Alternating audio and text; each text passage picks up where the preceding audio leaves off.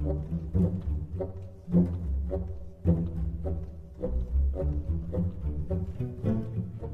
folks, Justin here.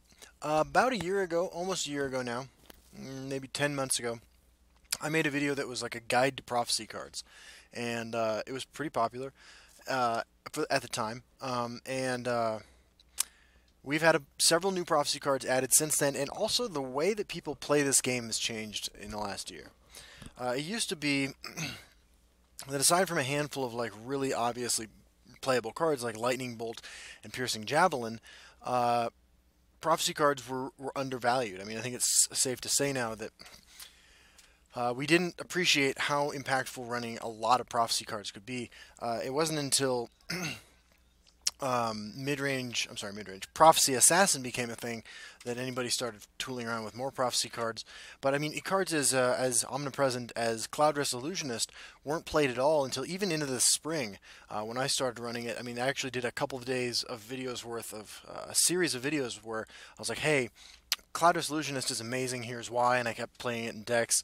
And I mean, now obviously it's in every deck that can run it, but so I wanted to do an updated video where I touch on all the cards with prophecy and highlight, where you're likely to see them and some general thoughts on how you might be able to play around them. So we're going to start with red because it's what came up first. We have Sharpshooter Scout. Sharpshooter Scout is a card you only need to worry about in the most dedicated of prophecy decks. You're going to see it in Battle Mage and Archer. I don't think you're ever going to see it in Crusader, although you might, and probably not in Warrior, although you might. I mean, it synergizes with cards that give lethal, which are in Warrior. But if your opponent is playing Sharpshooter Scout, if you see a Sharpshooter Scout from your opponent, the thing that this tips you off that you need to be aware of is that it's very possible that every single rune you break will hit a prophecy card. They're probably running in excess of 25 prophecy cards. I mean, you can run about 30 and have your deck full of playable cards still. It's possible to run a deck of 50 prophecy cards. I mean, I did it because I thought it was funny one time. But your deck is going to be running some crap. But Sharpshooter Scout is just basically a tip-off that your opponent is running a lot of prophecy cards. Or a Doomcrag Vampire combo deck. Alright, so next up we have Circle Initiate. This is one of the best cards, I think, in the expansion. Very straightforward, very powerful, aggressive prophecy card. This card is going to see play in Archer. This card sees play in Warrior. This card sees play in Crusader. And this card sees play in Battle Mage. It's in all the decks that you can run it in. You're not going to run this in a control type deck, but you are going to run it in anything looking to be aggressive. It is a werewolf, for those of you who are interested in the Furry Fury deck that I have been playing with and having some success with. But this is a card that is really difficult to play around. It's sort of similar to the 2/2 Prophecy Pilfer Green Creature. Let me find him real quick. It's sort of similar to Daring Cutpurse. Daring Cutpurse, I think, is a stronger card in general, but this is certainly more fitting with red in that it synergizes with breaking runes and stuff, so on and so forth. It's a high power level card because it's a playable card on curve, and it has prophecy. It's a low impact prophecy, but it'll allow your opponent to help snowball against you a lot more effectively if this pops out of their first rune break. Greystone Ravager is really similar in a lot of ways to Circle Initiate, except I think Circle Initiate is probably, on whole, more powerful. The one toughness on the Greystone Ravager is weak to a number of things, particularly Sharpshooter Scout, Skaven Pyromancer, Rapid Shot, Murkwater Witch, and I guess Groutwood Ambusher. But Greystone Ravager is in it's in Orc decks, obviously. It's in all the usual suspects for Prophecy decks. Because it is 4 power, and playing this out on curve is a pretty good way to just commence the beatdown. And if you're not running a lot of prophecies of your own, it's going to be without a lot of consequence a lot of the time. So Greystone Ravager is another one that you're going to see in a lot of the same decks as Circle Initiate, although I think Circle Initiate is probably a better card overall. Protector of the Innocent, I think, is a pretty good choice for any deck that runs red, just because a prophecy with guard is pretty useful most of the time. This was added in Fall of the Dark Brotherhood, and I think it's a cool card, and I like that it keeps the higher attack than defense. That red is sort of that's sort of a red thing outside of a few niche cases like Blood Dragon. You basically should always be on the lookout for Protector of the Innocent. If you're swinging into an opponent you suspect might be running it, and you have a Firebolt, or you have a two power warded creature, or you have a creature that can trade effectively into it, like one with 4 toughness or more, you might consider holding that one back so you can remove the Protector of the Innocent without losing your own creature in response. Cast Out is a card that doesn't even see play in dedicated prophecy lists necessarily, although it's a fairly strong tempo card and can be backbreaking against, like a scout deck or a spellsword control deck, a deck that's looking to keep a Hive Defender or a Preserver of the Root or some sort of costly single creature on the board. Honestly, I really only see this in decks that are running a lot of charge creatures. That would be Archer and Battle Mage primarily, but playing around Cast Out is pretty difficult. Obviously, you swing before you play your guard creature is the only advice I can offer for that. Morkel Gatekeeper is another reasonably strong creature. Its ability to screw up combat math for your opponent gives it a pretty effective form of, not necessarily reach, but something resembling reach. I think you Morkel Gatekeeper is probably a card you should be on the lookout for against any deck running red. There are certainly decks where you don't have room for it, but it would probably be a reasonable inclusion. Decks that are packing a lot of specific stuff, like Merrick Battle Mage, although that's not a really popular deck at the moment, aren't necessarily running Morkel Gatekeepers. They have better things to do on 3, and they're usually pretty heavy on the blue. But the same advice for this pretty much goes with Protect of the Innocent, except that keep in mind that if your opponent's running Morkel Gatekeeper, the additional 2 power on here is going to, it's something you should keep in mind every time you're considering whether or not your opponent's crackback can kill you. And Grotwood Ambusher, I think, is the worst of these cards by a considerable margin, because all of these except Cast Out and probably Sharpshooter Scout are pretty awful plays on curve. Grotwood Ambusher, or I'm sorry, are pretty good plays on curve. But Grotwood Ambusher is a pretty awful play on curve. The ability isn't bad. If there was such thing as an Archer control deck, I could see this being a part of it potentially. But a 4/2 for 5 that pings everything for 1 isn't really what you want to be doing most of the time. This is only in the most dedicated of prophecy lists, probably a Battle Mage list would be my guess. It does randomly hose lanes full of tokens and stuff like that, but I wouldn't anticipate that. If you're playing Grotwood Ambush in your deck, you might be going too deep, and you should look to Lurking Crocodile for your prophecy creature needs. Alright, so now in Intelligence, we have quite a few prophecy cards at this point. Embassy Guard just got added. Embassy Guard is not even good in the dedicated prophecy decks. The only thing I would imagine you ever have to worry about Embassy Guard against is just the most defensive mage deck in history, or potentially, and this is a sort of interesting one, an item mage list, item spell sword. I'm sorry, spell sword. Item sorcerer or item assassin list might run this. Item battle mage, because it is a 2/4 with ward, so you could slap some gear on this and probably keep it alive. I wouldn't really worry about Embassy Guard. Shrieking Harpy's all over the place. Obviously, since I made the first video, it got nerfed from a 2/2 to a 2/1, but it's a super powerful creature, an amazing tempo play, much stronger in my opinion than Cast Out most of the time, and also good for trading into Fighters Guild recruits is something I like to do with Shrieking Harpy. So it's pretty okay on curve in some situations. Playing it on turn 2 on an unopposed board is about the worst thing in the world, although it can be the right play sometimes. Shrieking Harpy is usually in every deck that runs blue, so if your opponent's running Shrieking Harpy and you suspect they have 3 left in their deck and you want to play around it, swing with your massive creature last, which kind of runs contrary to what you need to do to play around Lightning Bolt. I'm going to hop to this real quick, because with Lightning Bolt you want to swing with your creatures with 4 toughness first, or you want to swing with the creatures most likely to get Lightning Bolted first, which is really the only advice I have about this, except also don't die, right? If you can keep your life above 4 somehow, do that. But Shrieking Harpy and Lightning Bolt have a little bit of tension there. Wisdom of the Ancients is totally unplayable. Camelorn Sentinel, it has in the past seen play in Control Mage decks and in Prophecy Assassin lists. Neither one of those are super popular right now, and even the ones that are being played I don't think are running Camelorn Sentinel. I think the only time you're likely to see Camelorn Sentinel is in certain builds of Battle Mage who are lacking better options for Prophecy Guard creatures sometimes. Hold and Execute if you're trying to push lethal and you suspect your opponent's running this. Otherwise, I mean, if your opponent's running a lot of prophecy guard creatures for some reason, a general strategy might just be to keep your creatures spread out in both lanes. Firestorm doesn't see a lot of play, although it's a pretty good card. Um, it sees play, directly inversely proportionate to the number of decks running creatures that have ward. A lot of ward creatures out there right now, so Firestorm doesn't see a whole lot of play, but it can be really, really good as a prophecy. At this point in the meta, though, I would honestly tell you just to not worry about playing around Firestorm. Mystic Dragon's incredibly powerful just because it's a 4/4 for 4 that you can get for free on that first rune break. It's in almost every mage list. It's in most sorcerer lists. It's in most battle mage lists. It's in most assassin lists. It's all over the place. It's not like overpowered, but it is one of the biggest prophecy creatures you can get, second only to Tyr in terms of size and maybe. I mean, I guess Lurking Mummy has the same total stats, but 2/6 is a little different than a 4/4.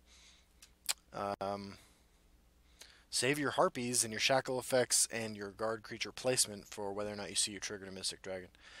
Insightful Scholar, again, is for those decks going real deep. If you trigger it as a prophecy, you will draw a card because your opponent drew a card at the start of their turn. And if you break 2 of your opponent's runes on your turn, then you play this, you'll draw 2 cards because they drew 2 cards from prophecy. I have never seen this played and constructed, but it seems like it's pretty powerful. It's a 5 magic, a 2/3. It's awful to play from hand. But as a prophecy, it can be absolutely crazy. And if there was a hyper-aggressive red deck that wanted to refuel that couldn't run Triumphant Jarl, Insightful Scholar might be a good way to pick up those couple extra cards. At this point, though, don't worry about playing around it. Spear of Embers is another card that sees no play. It's not bad. It's probably reasonably costed for what it does because of that flexibility it offers. But the price you're paying for that flexibility is a card that's never going to be particularly good at anything. I wouldn't worry about playing around it. Fate Weavers are the dedicated prophecy decks, and occasionally in Control Mage, where getting a body on board and replacing itself is a way you can win the game through more resources than your opponent. A Fate Weaver is a huge warning sign to not break your opponent's runes unless you're prepared to deal with any of the prophecy cards that might come out. Doesn't see a lot of play at the moment, though. And then Somerset Ori comes up when you search for prophecy. It does not have prophecy. Okay, we got yellow. Cleric of Kind is our new prophecy card in this color combination. It is not bad. I think it's actually pretty good. You don't mind hitting it as a prophecy if you're a defensive deck because you can buff up your guard creature. You can use it to make favorable trades, screw up your combat math for your opponent. All in all, it's a very reasonable card that doesn't see play right now that much. I mean, when Praetorian Commander decks were all over the place, Cleric of Kind was in a lot of those decks just because it has prophecy, and then it would come out as a 4/3. But I wouldn't worry about Cleric of Kind too much. Healing Potion doesn't see play anymore. There is a better option for this sort of effect that is employed by the Spell Sword and Mage control decks that have cards that synergize with support cards in the form of that Elixir of Healing or whatever it's called. But this used to be all over the place. It also used to cost 1. Priest of the Moon sees no play, even in a dedicated prophecy deck. Well, here's the thing. If you need a two cost card with prophecy, you don't want it to gain you life, right? Because like you're kind of all in on that strategy, and your opponent is going to be breaking your runes and giving you cards, and then giving you tempo advantage by putting your creatures directly onto the board. Priest of the Moon is going to slow that roll. It's a little different than Knight of the Hour. Knight of the Hour, because it has guard slightly larger, gains slightly more life, is a much more reasonable card in a defensive deck. Priest of the Moons is too small and gains too little life to make an impact. Knight of the Hour is right on the cusp, and so while it's not in every deck that could benefit from it, it's in enough of them. Knight of the Hour, though, is pretty easy to trade into. It's obviously pretty bad for an aggressive player when your opponent hits this on the first rune. That's going to happen sometimes. But keep your Crushing Blows, your charge creature. Keep a creature that can remove it from attacking if you suspect this is going to happen. Loyal Housecarl only ever saw play in Prophecy Mage lists and Ultra of Despair Monk lists. It's not currently seeing any play because Praetorian is gone. Don't really worry about playing around Lowell House, Carl. You'll cause yourself a lot more misplays playing around it than by ignoring it. Two Moon's Contemplation doesn't count. Cloudress Illusionist, amazingly powerful card, sees play in basically every deck that can run it. This is kind of has you play around this similarly to the way you play around Lightning Bolt, although in some ways Cloudress Illusionist can be a lot more debilitating. Cloudress Illusionist also has the advantage of being totally playable on turn 4 from your hand. So Cloudress Illusionist is just one of those cards that you need to keep in mind when calculating a lethal. It has no immediate debilitating impact to you, except that your opponent has a 4-top power creature on the board, which is, aside from tier, the only, 4 is as high as it goes as far as power. Cloudress Illusion is just incredibly powerful. I wouldn't begrudge people for being upset about the power level of Cloudress Illusionist, to be honest. And it's hilarious to me that this card saw no play for like 7 or 8 months, but yeah. Swing with your creatures that if you need to make if your opponent's running yellow, if you need to make trades, do it before you're breaking any runes. It's a pretty good rule of thumb because of Piercing Javelin, Cloudress Illusionist, Knight of the Hour, and even Loyal House Carl, which can all screw up where your creatures are going on the board if they're not going face. That would be the best advice I can give about Cloudress Illusionist. Piercing Javelin, by the way, new fantastic art, Piercing Javelin from the Epic Gauntlet. Piercing Javelin, again, sort of the reverse, or sort of the same advice as Shrieking Harpy goes. Just swing with your biggest creature first if it makes sense, when you're trying to break as few runes as possible for your opponent.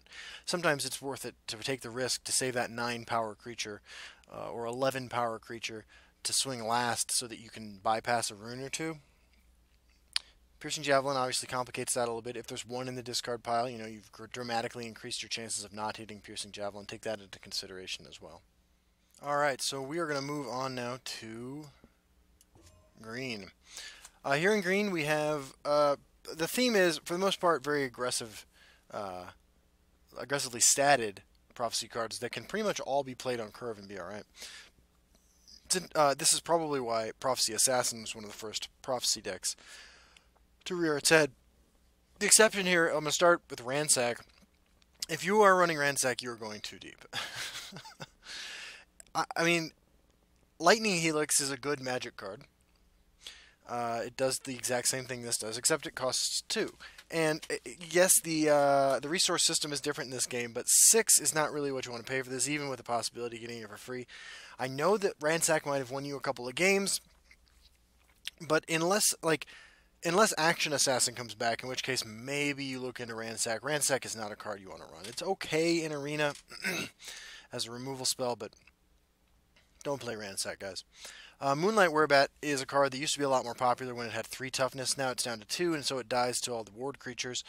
But Moonlight Werebat is still, I think, a pretty reasonable choice for decks that want a high prophecy count but want to be reactive, so that they can use prophecy as a means to increase the likelihood of their ability to claw back into a game, reclaim the board, get some life back. Also, not a bad play on turn 4 against an aggressive deck that isn't packing a whole lot of answers to it. Drinking more water because it's healthy. Brotherhood Slayer is a card that has taken the spot of Black Sap Protector in a lot of decks that used to run Black Sap Protector. That contract you can get, that small little ramp, is invaluable. I mean, in a game that increasingly is about tempo, and in a game that's increasingly about tempo, the extra 1 magic you can get from killing a creature, potentially killing 2 creatures, is just incredible. It's great turn 2 play. If you have the ring, it's a good turn 3 play in a lot of cases, and it's a good prophecy. As far as how do you play around both of these, it's pretty much the same. Moonlight Werebat can be answered by almost any removal spell in the game, whereas Brotherhood Slayer, sometimes the correct answer is to ignore Brotherhood Slayer. Giving your opponent a contract's not ideal. Like, this is a case where if you have a Hive Defender in hand, you wait till after you swing so that you know what to put the Hive Defender in front of to protect. And that kind of goes for all of the cards in green, except for Fighter's Guild Recruit, obviously, which is Again, not nearly as popular as it used to be because of the number of decks out there running ward creatures. Gloomlurker is a new addition from the Heroes of Skyrim set. Gloomlurker doesn't see a whole lot of play, although it's a pretty reasonable card. It's powerful, it's a great tempo card, it can help you win the aggressive mirror match by preventing your opponent from making favorable trades. As a prophecy, all it really is a free body. So it's sort of not a very interesting prophecy in my opinion. Although that doesn't mean that it wouldn't be run in a prophecy heavy deck featuring green. For the most part, I think Gloomlurker's function is it's probably best in a deck like Archer, where you can give cover to something that you're going to use with Unstoppable Rage next turn, especially now that Belligerent Giant has to be in the same lane as the thing he bounces. Gloomlurker lets you retain some of the flexibility of that card by not allowing your opponent to attack into it because your opponent, say, is stacking creatures in the field lane to avoid exactly that sort of situation. Dunestalker is one of the two lane-changing cats. Playing around Dunestalker as a prophecy is essentially impossible, except to offer the same sort of advice that I offered for the rest of these green cards, which is keep your guard creature in hand before you swing. I mean, if there's one lesson, one thing you should take away from a video about prophecy cards, it's that you should swing almost always before you play your cards, because prophecy can have a huge impact on the board. It's just like in Magic. You never have to worry about this really in Hearthstone, but in Elder Scrolls Legends, because of the prophecy system, it's definitely something you need to keep in mind. Dunestalker, it dies to everything. It's a pretty good card. Despite this, it's good without prophecy. I don't actually. I think this card could see more play, and it would be good. Enduring Cutburst is a card that again doesn't see a whole lot of play anymore. It used to be all over the place because the deck it was in was better. The decks it was in were better. It didn't ever get nerfed. In fact, it hasn't always had prophecy either. But it's a good card that is ripe for a comeback, if I'm being honest with you. Black Sap Protector you play around by swinging with the creatures you have to get through first, or leaving your breakthrough creatures to swing last. Which also works with Fighter Guild Recruit as far as breakthrough goes, but as far as swinging last with your big creatures goes, you need to consider the opposite. You're more likely, I think, to see Fighters Guild Recruit than Black Sap Protector. Black Sap Protector doesn't see much play at all anymore because it competes so much with the other very valuable 3-drops in the game, and especially in this color alone, Brotherhood Slayer. Alright, in purple we have a bunch of very, very defensive cards, plus Frostbite Spider, which is kind of a defensive card as well, but I want to get into that in just a second. I'm going to start with all the just guard creatures. We have Lurking Mummy, the highest toughness of any prophecy creature you can get, sees no play. I don't even think that all of the Ring of Imaginary Might decks that might be able to get some value from this card play it. It's a good card in that it will keep you from dying a lot of the time, but unfortunately it's got a couple problems. First, it doesn't trade favorably with anything. It's a pretty terrible turn 5 play, because Hive Defender exists and is better. In the type of deck you're running Lurking Mummy, you very likely are able to run Hive Defender.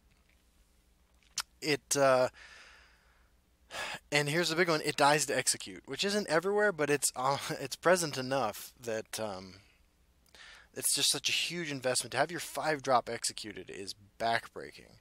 And unlike, say, Chanter of Alkosh, where you could play it later in turn 5 to synergize with it to get some use out of it, Lurking Mummy doesn't do anything besides sit there and shoot laser beams out of his eyes. So Lurking Mummy sees no play. There may be a point where there are enough prophecy creatures in purple that have this sort of effect that you can run Lurking Mummy alongside a ton of other guard creatures and find yourself successfully beating every single aggressive deck or mid-range aggressive deck that you face. We're not there yet. There aren't enough of them, and they're bad enough at this point that you're not going to want to play them. Firewind Defender, another guard creature that has prophecy here. Not... I think Firewind Defender overperforms in Orc lists. I think it's really good in Orc lists, sort of like Hive Defender can be really good in an aggressively bent mid-range deck, because it protects your weaker threats that are going to be able to hit extra times and prevents your opponent from making trades they want to make. That is exactly what it does in Orcs. As a prophecy, it's whatever. It's an orc, so like it synergizes with a lot of stuff it has in there. As a prophecy and anything else, it's pretty subpar. The one attack's not going to kill anything, so you're not going to crack back very successfully. It's a real boring turn 2 play. It also dies in combat to almost everything unsuccessfully, so Fire and Defender is what it is. It belongs in orcs. I think it's a card you should always run in orcs, honestly. But it is not a card you should ever worry about playing against. Same with Lurking Mummy. Dark Guardian doesn't actually have Prophecy. Mentor of the Watch is our only new Prophecy card since the release of the game in purple. And it's a 2/2 guard for 3. I mean, it's not good. And the ability gives a creature in your hand guard. There may be a point where there are enough reasons to run creatures with guard that this card could be good. Because it has Prophecy and it's cheap. We're not there yet. Never worry about playing around Mentor of the Watch. I actually lost to a deck recently playing Mentor of the Watch that was also playing World Eater's Eyrie or whatever that card is. It doubles the strength and power of creatures. And Iron Atronach, they were playing Warrior, and it was the most insane deck I'd ever played against, at least recently. And Mentor of the Watch worked there. But in the instance where it was struck as a prophecy, Lurking Mummy would have been better. So Mentor of the Watch is what it is, which is not good. That said, if any of these cards could see play that aren't currently seeing play, I think it is Mentor of the Watch. Because it wouldn't take a whole lot of meta shifting for it to be reasonably valuable. For you to give your next creature guard, for instance. But I mean, like, what are you curving into it for? Like, in purple, where that you want to have a prophecy for. Or, I'm sorry, that you want to give guard to, right? I mean, what are the best... Let's check this out real quick. What are the best purple 4-drops? Venom Tongue's not bad. Black Marsh Warden's not bad. Corrupted Shade, giving that guard is sort of whatever. Cursed Spectre is useless with guard. Emperor Titus Mead with guard? No. Bulkreath Defiler does not want guard. I guess Frost Troll with guard. Giant Gloomwraith with guard could be pretty good. Imprisoned Deathlord with guard is good. I will definitely grant that. Lionheart Strategist sees no play. Little Girl with guard is a joke. Lucian with guard, I mean, not really. Preserve of the Root gets guard when it matters, although giving Preserve of the Root guard earlier than that might not be too terrible. Restless Templar with guard isn't bad, although it dies to a couple of Nord Firebrands. Restoration Tutor sees no play, and Stone Tooth Scrapper with guard I guess wouldn't be too bad. The point is that it's not really a thing that you need to do yet. Midnight Sweep's not a bad prophecy to hit.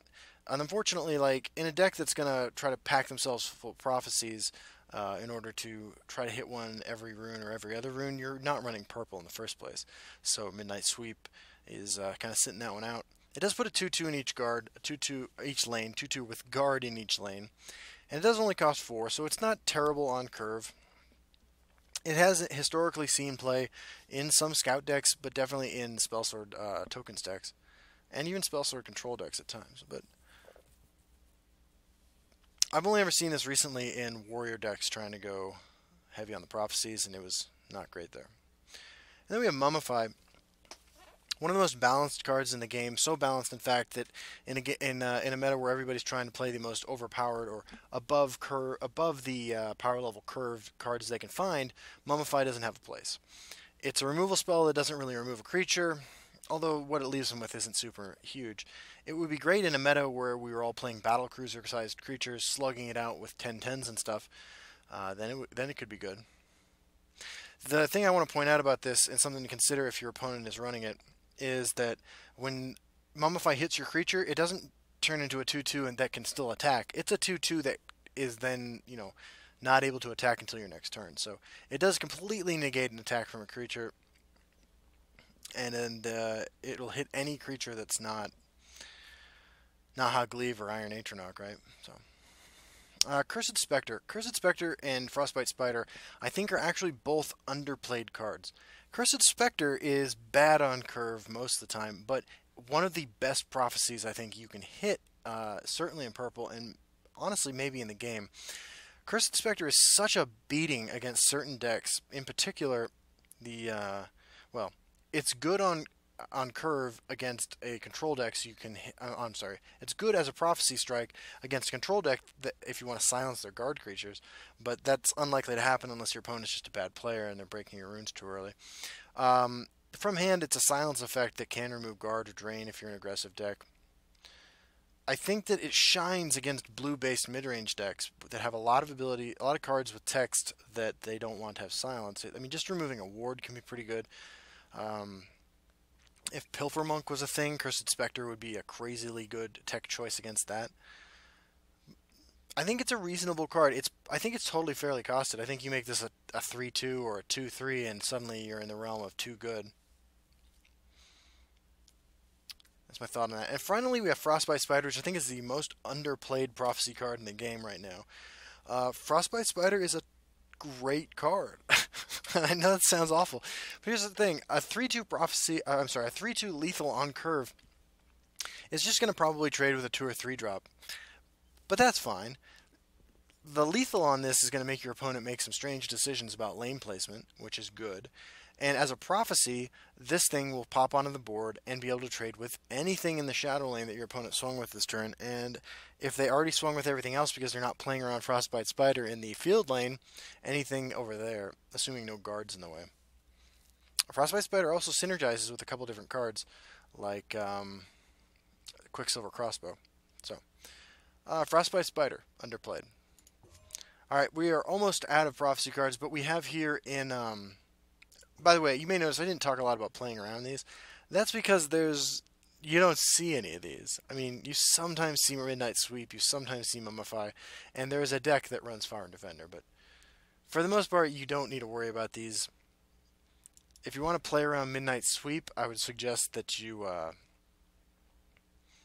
if you're not already winning the game, I would suggest simply that you do the same thing that you do when you play around every guard creature, which is have a creature with 3 toughness and 2 attack ready to hit into the token that it generates. Finally, we got Tyr, the biggest, strongest prophecy card in the game. It's just a pile of stats. It's a 4 magic of 5/4 with prophecy, breakthrough, and guard. It is a really strong card. I think this deck card belongs in every single Crusader deck. You play around Tyr by, I mean, that's a hard one. It's a 1 in 50 chance your opponent ever hits Tyr on a prophecy, but I mean, you need to have Lightning Bolt, you need to have Cliff Racer, something like that. This on a first rune prophecy break, the first rune break prophecy is game-changing and back-breaking for some decks. It's also a reasonable play on curve, like the other red guard creatures. It has higher attack than defense, but it's incredibly powerful. You know, you keep a Fighter's Guild recruit in hand for this before after you break your runes. You keep your Lightning Bolts, you keep your Cloudrest Illusionist and other creatures in that lane to swing into it so that you can kill it without getting your own creature killed. You should always consider that Tyr is a possibility when you're playing against a Crusader deck, because I think it belongs in every single Crusader deck ever. At least any of them that are played right now, but there aren't a lot of Crusaders, and Tyr is a 1 in 50 in all those decks, so pat yourself on the back, say, I did my best, and this is what's going to happen. Now we got a bunch of prophecies in here. Almost none of them see play, so I'm going to move pretty fast here. Blackreach Rebuilder is one of our 2 new Dwemer in Heroes of Skyrim.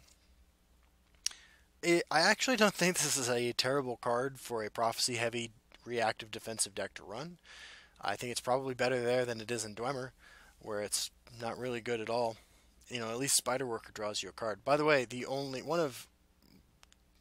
actually this might be the only premium card that I have not soul trapped that I can soul trap, looking at you, adoring fan, because that is beautiful, right?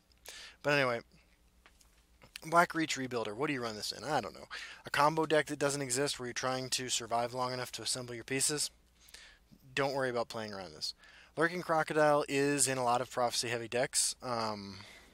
Decks you wouldn't suspect of running it, like mid-range Mage. You know, it's a 3/2 for 2, so you can play it on curve and not feel bad about yourself. For the most part, you're going to want to run this in a deck that has whose worst matchup, right, is other aggressive decks in different colors that are going to be trying your strategy to increase, slightly the odds of you winning, because if you hit this prophecy, you can either crack back at him and you gain some tempo that way, or you can use it as a, you know, just swing into your opponent's creature if you need to regain control of the board. It sees play. It's boring, but it sees play. You play around it the same way you would play around, honestly, a Brotherhood Slayer. You know, consider that it might be there. Consider if the addition of a 3/2 on your opponent's side of the board is going to kill you. Maybe don't swing. So on. Midnight Snack sees some play. I like it. It adds a Prophecy Guard creature to decks that want a cheap on-curve card as well that they can play, namely decks running purple. Like Farm Defender is what it is. You're not going to get a advantageous trade with this thing. Whereas you might be able to do that with Midnight Snack. And of course, reducing the cost of Dragon in your hand can be pretty game-changing as well. Spider Worker only sees play. Well, it actually sees play in 3 different kinds of decks, which is sort of funny. It sees play in combo decks. Like it was in some versions of the Battle Mage Relentless Wisp Mother 1-turn kill deck. It just as a means to cycle, and because it synergizes with Wisp Mother. It sees play in Dwemer decks because it's a Dwemer. It has Prophecy and it draws you a card, so you can draw you the 3 cards you actually want to draw in that deck, which is Halls of the Dwemer. And it sees play in, I have seen it played in Altar Assassin lists, who again are synergizing it with Wisp Mother most of the time, but sometimes they're just looking for a card that when they pop out at 2 is going to give them a card in hand that they can then sacrifice to the altar and then generate some card advantage that way. Adoring Fan sees no play, but you should play it at least once in a game because you get a title for doing it. Mechanical Ally doesn't have Prophecy. Sparking Spider. Sparking Spider sees play in one place, that is Dwemer decks. You don't need to worry about playing around Sparking Spider. It's sort of like this guy here, Mentor of the Watch. I believe Sparking Spider might show up in a deck that doesn't exist, that cares about filling the deck with Prophecy Guard creatures. Is what it is. Portcullis sees play in one place, and that is Ring of Imaginary Might decks.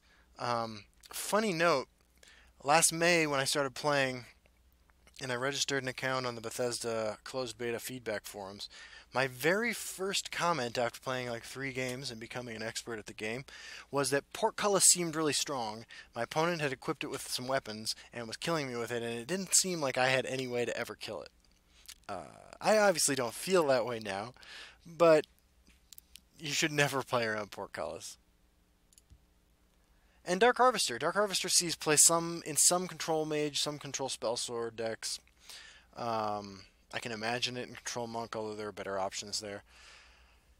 The trick with Dark Harvester, and the reason you should remove it right away if you can, and your opponent prophecies it, is that it has incredible synergy as a first rune prophecy with, where is it? With this card right here. Desperate Conjuring. If you hit that guy on your first rune break, and then it survives, and then on your turn you can Desperate Conjuring it, you suddenly have a 9-drop. And for perspective, there are not very many 9-drops in the game, and they are all very powerful. Okay, there are none in red. Supreme Atromancer would be pretty crazy that early in the game. There are none. Actually, let me make sure I have all of them listed. There might be some that I just don't have yet.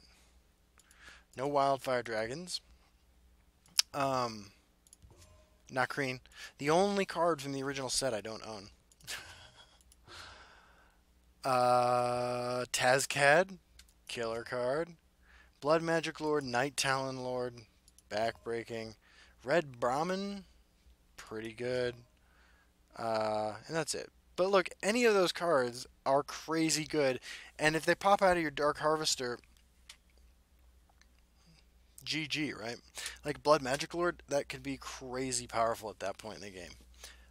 That's the trick with it, though, and that's really the only time it sees any serious play, although occasionally decks dip into this card for additional prophecy defense. And the life gain can be important. Oh, and it's in some altar decks, because it makes sense in an altar deck. There's not a lot of great 7-drops for altar decks to grab. They're all running green, right? Because of Ungolem. So you have Dark Harvester, you got Merrick. Nahagleave isn't bad. Bone Colossus isn't really doing what that deck wants to do. Reaper has been a popular choice in the past. Jarl Balgruuf is a card I've tried to work with that. Renowned Legate I could see working out.